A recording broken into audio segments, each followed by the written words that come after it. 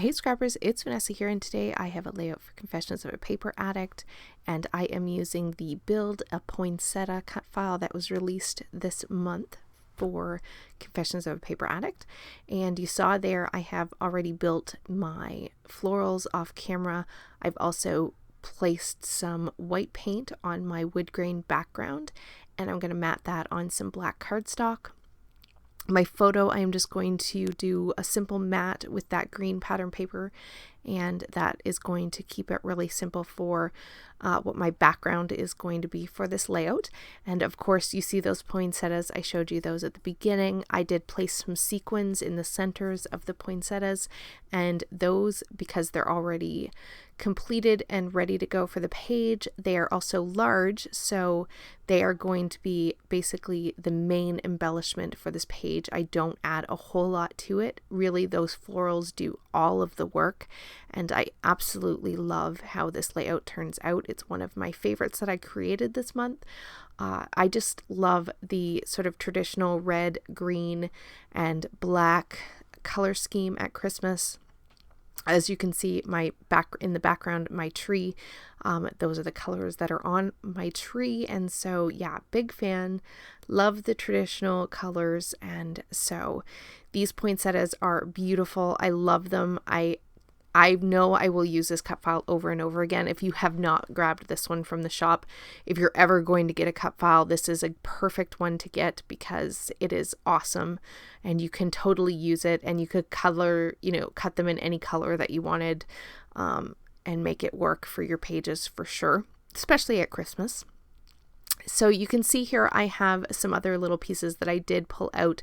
These are all from a Simple Stories, I think it's the Jingle All the Way collection, and I did cut from the 2x2 sheet 2 of the little squares, but I didn't have a third one that had the music, sort of like a music theme, and so I pulled a piece of black cardstock and a sticker from the sticker book and created my own 2x2 to use in my third embellishment cluster. And so now you see I am just going to go ahead and build my 3 embellishment clusters. And so I'm going to have the largest one down here at the bottom. So I'm kind of working on a diagonal, and then I do have a floral cluster up in the top right of the page as well. So like I said, those florals do all of the work. So other than those tiny embellishments that I added from the collection, I am going to place my title down, and that is pretty much going to do it for this page. So I'm just showing you here, this is how I'm going to lay everything out, and then I'm going to go off camera and glue everything down, because as you can see, every time I do anything, things start moving. So I have to get this glued down so that I can finish the page. But this is essentially where everything is going to land. And like I said, I'm going to go ahead and glue this down off camera. You will see when I come back, I have put the rest of my title down. And so there you see my title is down, and I absolutely love this page. I love it. I added white splatters to my wood grain background, and I love the look of white splatters on a wood grain background. So again, something else that I love about this page. Pretty much to finish up the page here, I am just going to grab some of these little hearts that are in the Jingle All the Way sticker book. I am just putting 2 in each of my embellishment clusters, kind of layering them up beside each other. And I'm just looking for, I'm going to do the red in the 2 upper clusters, and then I'm going to put 2 green ones down in the bottom. And so I just have to look for where they are in the sticker book. It takes me a second, I think, to find the other green one that I want to use.